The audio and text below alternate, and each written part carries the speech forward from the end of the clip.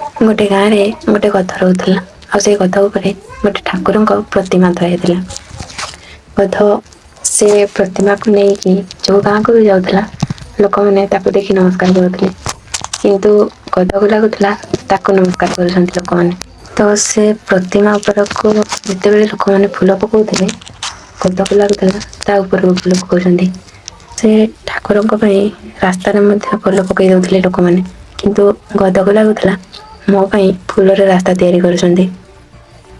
जेहेतु से गध ठाकुर प्रतिमा को नहीं गाँव को आसी लोक मैंने बहुत भल भल खाଇବା दौले। एसबू देखिकी गध मनरे गर्व भाव आसला। से भाविला मु भगवान मत लोक मैंने पूजा करुँच। तो से जो गध पिठी धरिकी बुलूला ठाकुर प्रतिमा को से प्रतिमा को से तले पकईदेला कि ये कौन मो पिठी या भाविकी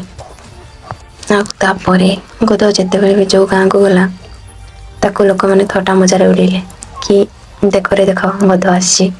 गध छोट पिला माने टेका पकईले तापर को गध से बुझीपारा कि मु भगवान नुहे मो ऊपर जो ठाकुर प्रतिमा थिला लोक मैंने ताको पूजा करुले आपाई मु खाइबा को पाउली। तो सांग मैंने आजिका डेट रे जो तमे तम बापा पैसा इगो आउ आटिट्यूड सहित बुलुच ना मन रखी था केबे क्या सहित खराब व्यवहार करेनि। आउ जो दिन तुम बापांकर हाथ तुम मुंड उपर उठी से दिन देखिए लोक मैंने आपण कुकुर मांकड़ पर व्यवहार करेंगे।